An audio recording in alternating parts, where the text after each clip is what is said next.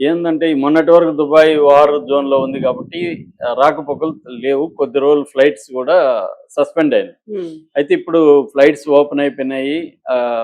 వెళ్తున్నారు. మళ్ళీ పరిగెత్తున్నారు. చాలామంది దుబాయ్‌కి చాలా వేగంగా పరిగెత్తున్నారు. అవును. ఎందుకంటే అక్కడ వీళ్ళ వ్యాపారాలుంటాయి. అక్కడ వీళ్ళకి తెలిసిన వ్యవహారాలుంటాయి. ఇవన్నీ డీల్ చేసుకోవాలి కాబట్టి మళ్ళీ పరిగెత్తున్నారు. హ్మ్. అలాగా మంగ్లీ కూడా దుబాయ్‌కెళ్ళిందనే వార్త వస్తుంది. నిజంగా దుబాయ్‌కెళ్ళిందా అనేది అఫీషియల్‌గా కన్ఫర్మ్ కాదు. హ్మ్. అట్లాగే ఆమె ఏ పని మీద దుబాయ్‌కెళ్ళిందో కూడా తెలీదు. చాలా అక్కడ దుబాయ్ తెలుగు అసోసియేషన్ ఉంది. దాని తరపున ఈమె ప్రోగ్రామ్స్ ఇవ్వడానికి కూడా వెళ్తుంది. అలాగెళ్ళిందా అనేది ఏమీ తెలీదు. కానీ ఒక వార్త అయితే వైరల్ అవుతుంది. అదేంటంటే ఈమె డబ్బులు దాచుకోవడానికి వెళ్ళిందని. హ్మ్. ఇక్కడ 2 యాంగిల్స్ అండి. ఒకటి legal angle, 2 moral angle. Legal angle ఏంటి? ఈమె మీద ఇప్పటి వరకు ఏ బాధితులు కూడా కంప్లైంట్‌లో ఈమె పేరు పెట్టలేదు. హ్మ్. అంటే ఇండైరెక్ట్‌గా మంగ్లీ ఫ్లాట్‌కి తీసుకెళ్ళాడు మధు. మంగ్లీ చిన్న చెల్లెల్ని పెళ్లి పెళ్లి చేసుకోబోతున్నాడు. చేసుకోబోతున్నానన్నాడు. మంగ్లీ తమ్ముడు కూడా మాకు తెలుసు. అలాగా బాధితులు చెప్పారు తప్ప డైరెక్ట్‌గా మంగ్లీకి మేము డబ్బులిచ్చామనో, మంగ్లీ మమ్మల్ని డబ్బులిమ్మన్నామనో ఈ స్కామ్‌లో డైరెక్ట్ ఇన్వాల్వ్‌మెంట్ మంగ్లీది ఉందని ఏ బాధితులు కూడా ఆరోపించట్లేదు. కంప్లెయింట్‌లో కూడా లేదు. హ్మ్. అందుకని ఇప్పుడు ఈ మధు అండ్ ఇందాక చెప్పిన పేర్లైతే భరత్ అండ్ శైలజ, బాలాజీ నాయక్ అండ్ శివ హ్మ్. వీళ్ళ పేర్లైతే ఉన్నాయో దాని మీద ఇప్పుడు కొన్ని కేసులనేమో సిఐడి చూస్తుంది. State CID. ఇంకొక కొన్ని కేసులనేమో హ్మ్. ఎకనామిక్ అఫెన్సెస్ వింగ్ సైబరాబాద్ హ్మ్. ఆ వింగ్ చూస్తుందండి. ఇప్పుడు సైబరాబాద్ చూస్తున్న వింగ్ దీంట్లో మధుని అరెస్ట్ చేశారు. ఓకే. ఆల్రెడీ 2024లో 25లో మధుని నల్గొండలో అరెస్ట్ చేశారు. ఒకటి అరెస్ట్ చేసి బెయిల్ మీద అతను బయటకొచ్చాడు. ఇప్పుడు వీళ్ళు అరెస్ట్ చేశారు. హ్మ్. మళ్ళీ పోలీస్ కస్టడీకి తీసుకున్నారు. సో వాళ్ళు ఇప్పుడు విచారణ జరపాలి. ఆ విచారణలో మంగ్లీకి మధు డబ్బులిచ్చున్నా లేకపోతే ఇంకేదన్నా గోల్డ్ రూపంలో ఇంకేదైనా రూపంలో ఇచ్చున్నా బయటకు వస్తుంది. అది లీగల్ యాంగిల్. కానీ మోరల్ యాంగిల్లో మీడియా కానీ పబ్లిక్ కానీ ఆల్రెడీ మంగ్లీ తప్పు చేసినట్టుగానే భావిస్తున్నారు మెజారిటీ వర్గం. హ్మ్. ఎందుకంటే ఈమె బిహేవియరు, ఈమె అటాకు, ఫోన్లలో బూతులు మాట్లాడడం. నిన్న కూడా ఒక ప్రత్యూష రాథోడ్తో ఫోన్ కాల్లో అతను ఎవరో తిరుమలేష్ రెడ్డిని ఆ పిచ్చినా కొడుకని మాట్లాడింది. అవును. అది షాక్ అయ్యారు. మామూలుగా మంగ్లీ ఇలాంటి బూతులు మాట్లాడుతుందా అని.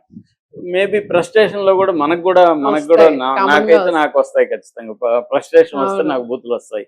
ఎందుకంటే నా నేపథ్యం నేను అలాగే అవును. ఆమెకు కూడా ట్రైబల్ నేపథ్యం కాబట్టి బూతులు రావచ్చు. అవును. ఫ్రస్ట్రేషన్‌లో తప్పు లేదు. అవును. ఆమెకు తెలీదు కదా! ఇక్కడ ప్రెస్ మీట్‌లో ఫోన్ ఉందనేది ఆమెకు తెలీదు. ఒక పర్సన్‌కి తను నమ్మిన ఒక అమ్మాయితో ఫోన్‌లో మాట్లాడుతున్నా అనుకునింది. అవును. అందువల్ల ఆ ఫ్రస్ట్రేషన్‌లో ఉండొచ్చు. అది కూడా ఏమి నేరం కాదు. అవును. కానీ ఆమె బాధితుల తరపున నేను నిలబడతాను అని అనింది గానీ మీడియాతో ఎక్కడా నిలబడట్లేదు. ఆమె ఇచ్చిన కంప్లెయింట్‌లో కూడా అది లేదు. అవును. సో బాధితుల తరపున నిలబడట్లేదు. బాధించి ఈమె పేరు చెప్పుకొని మోసం చేస్తున్నోళ్ళ మీద చివర్లో గాని కేసు పెట్టలేదు. అవును. మొదట్లో అంత కేసు అవును. పెట్టలేదు. ఇప్పుడు కూడా గట్టిగా నిలబడట్లేదు.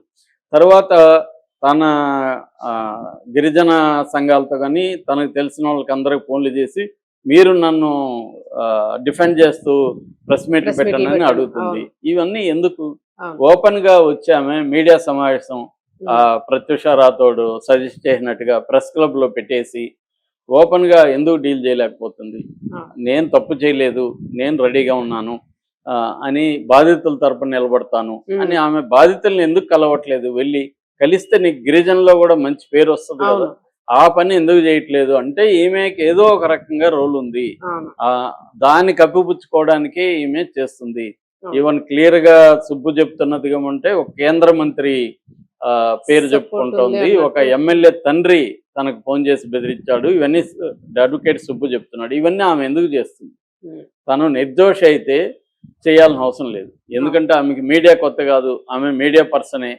ఒకప్పుడు ఆమె యాంకరు. అవును. సో ఆమెకు తెలుసు మీడియా ఎలా బిహేవ్ చేస్తదని. సో ఓపెన్‌గా వచ్చి మీడియాతో ఫ్రెండ్లీగా ఉండొచ్చు. హ్మ్. అడిగి ఏం అడుగుతారండి? మీడియా అడిగితే అవును. ఇవన్నీ అడుగుతారా? అవన్నీ అబద్ధాలండి. లీగల్‌గా నేను రెడీగా ఉన్నాను. బాధితుల వైపు నేను ఉంటాను అని చెప్పడానికి ఏంటి? అవును. ఇది ఎందుకు చెప్పకుండా తనకు నచ్చిన ఒక్క ఛానెల్‌లో మాత్రమే పోయి మాట్లాడు. డీటెయిల్‌గా ఇచ్చి అది కూడా మెలో డ్రామా ఎందుకు చేస్తుంది?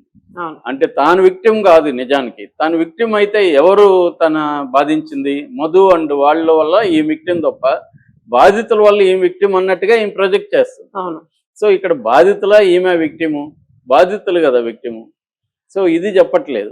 సో అందుకని ఇప్పుడు దుబాయ్ Doubt యాంగిల్ వస్తుంది. తీసుకొచ్చారు. దుబాయ్ యాంగిల్లో ఎంత నిజమనే ప్రూఫ్స్ అయితే నాకు ఇప్పుడు ఎవరు చూపిలేదు.